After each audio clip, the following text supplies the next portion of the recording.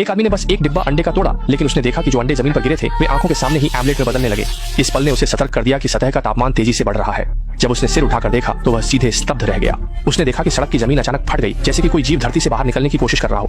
ये देखकर वह इतना डर गया कि उसके होश उड़ गए और तुरंत अपनी छोटी इलेक्ट्रिक गाड़ी पर बैठ गया। एक्सीलेटर दबाते ही चार्जर भी साथ छोड़ने का मौका नहीं मिला। इस खतरे की जगह में उसने सोचा भी नहीं था कि अगले ही पल पीछे की जमीन पर जबरदस्त धमाका हो जाएगा। भयंकर आग तुरंत एक अग्नि बवंडर में बदल गई। बवंडर ने पास की इमारतों को पूरी तरह नष्ट कर दिया। अपनी जान बचाने के लिए आदमी को पागलों की तरह आगे बढ़ना पड़ा, लेकिन आगे की सड़क भी सुरक्षित नहीं थी। सड़क पर अनियमित रूप से विस्फोट हो रहे थे।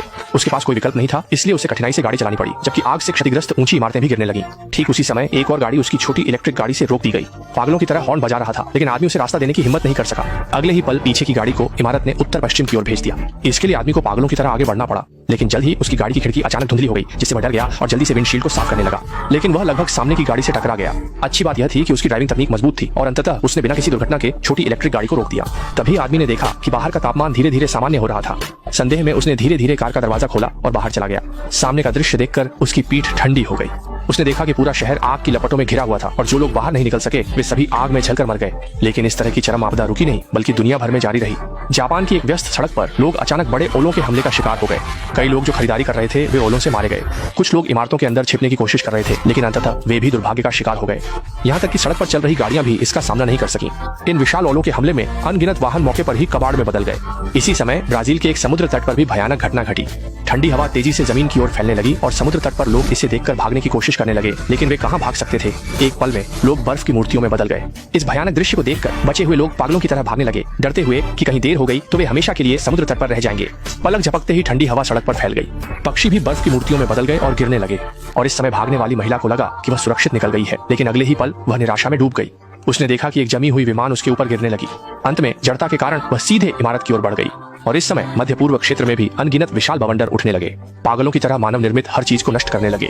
कुछ लोग इसे देखकर भागने की कोशिश कर रहे थे, लेकिन वे कहां भाग सकते थे। इसी समय दुबई ने भी इतिहास में कभी न देखे गए विशाल सुनामी का सामना किया।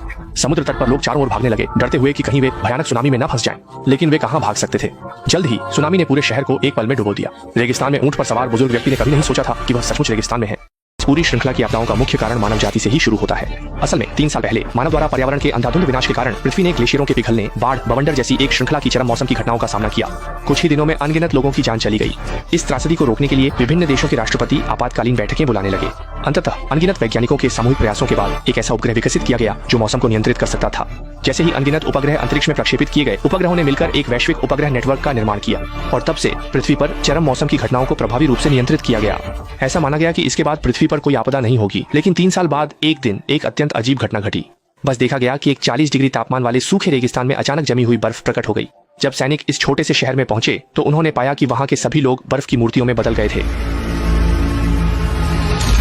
जल्दी ही इस घटना ने सेना का ध्यान आकर्षित किया। जांच के बाद उन्होंने पाया कि यह चरम मौसम एक उपग्रह की खराबी के कारण हुआ था। ये नहीं जानते थे कि यह वास्तव में एक लंबे समय से चल रही साजिश थी। और उस खराब उपग्रह को ठीक करने के लिए एक अंतरिक्ष स्टेशन का एक मरम्मत कर्मी सीधे खराब उपग्रह के पास गया। लेकिन जैसे ही वह अंदर आया, दरवाजा अचानक बंद हो गया और मरम्मत कर्मी तुरंत ही अंतरिक्ष में खींचकर चला गया। कोई उपाय नहीं था, इसलिए उन्होंने एक अन्य मरम्मत कर्मी जैक को मरम्मत के लिए भेजा। लेकिन जब जैक मुश्किल से खराब उपग्रह के पास पहुंचा तो उपग्रह को नियंत्रित करने वाला यांत्रिक हाथ अचानक नियंत्रण से बाहर हो गया और इससे उपग्रह तुरंत नष्ट हो गया और सभी संग्रहित डेटा की हार्ड ड्राइव्स क्षतिग्रस्त हो गई। एक श्रृंखला की संयोगों ने उसे यह विश्वास दिलाया कि यह किसी के द्वारा जानबूझकर की गई तोड़फोड़ हो सकती है। ये जानने के लिए कि क्या हो रहा है, उन्होंने जल्दी से वीडियो रिकॉर्डिंग की जांच की और अंततः पाया कि एक दरवाजे का पैनल अंतरिक्ष स्टेशन के बाहरी हिस्से में फंसा हुआ था। ये जानना महत्वपूर्ण था कि दरवाजे के पैनल के अंदर एक डेटा हार्ड ड्राइव थी जो सच्चाई को उजागर करने की कुंजी बन गई। इसलिए जैक ने अंतरिक्ष सूट पहनकर अंतरिक्ष स्टेशन से बाहर निकलकर उस दरवाजे के पैनल को अंदर लाने की योजना बनाई। लेकिन जब वे लौट रहे थे तो उसके अंतरिक्ष सूट में अचानक एक छेद हो गया। सौभाग्य से उसने अंतरिक्ष स्टेशन के किनारे को पकड़ लिया, जिससे वो अपनी जान बचा सका।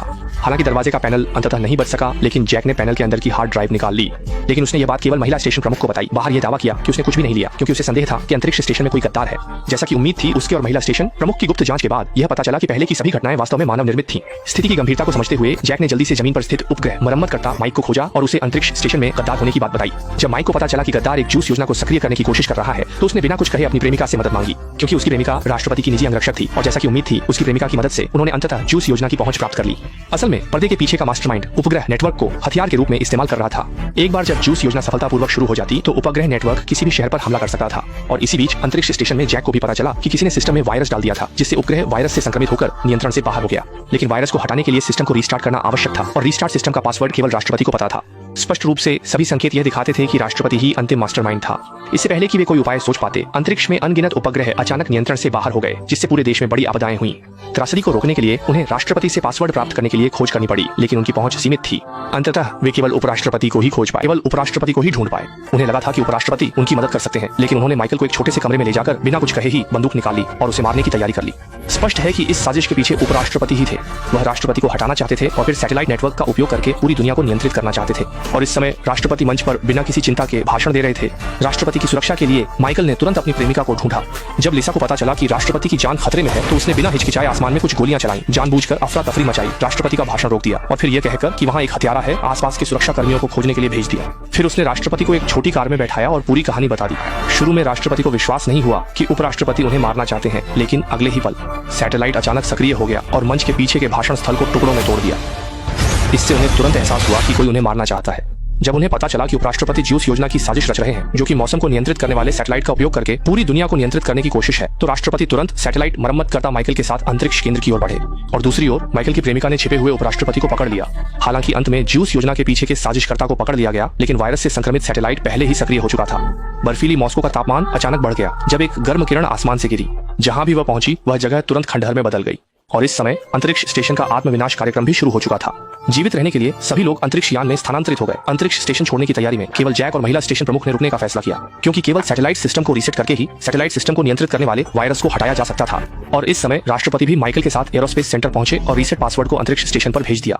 हालांकि अंत में सैटेलाइट सिस्टम सफलतापूर्वक शुरू हो गया, लेकिन अंतरिक्ष स्टेशन का आत्मविनाश कार्यक्रम नहीं रुक सका। अगले ही पल पूरा अंतरिक्ष स्टेशन अचानक विस्फोट हो गया। जब सभी को लगा कि दोनों का बचना असंभव है, तो जमीन से अचानक एक बचाव संकेत मिला। असल में अंतरिक्ष स्टेशन के विस्फोट के बाद जैक ने अंतरिक्ष में एक बिना खराबी वाला सैटेलाइट खोजा और पूरी ताकत से महिला स्टेशन प्रमुख को लेकर उसमें छिप गए। इस तरह वे भाग्यशाली रहे, एक विस्फोट संकट से बच गए।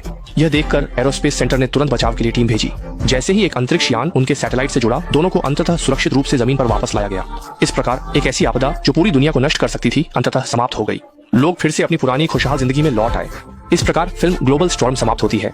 यह फिल्म जलवायु संकट को पृष्ठभूमि के रूप में प्रस्तुत करती है, मानव और प्रकृति के बीच जीवन और मृत्यु की लड़ाई को दर्शाती है। फिल्म न केवल जलवायु परिवर्तन की गंभीरता की चर्चा करती है, बल्कि यह भी उजागर करती है कि प्राकृतिक आपदाओं का सामना करते समय मानव कितना छोटा और असहाय होता है और एकजुट होकर आपदा का मुकाबला करने का महत्व।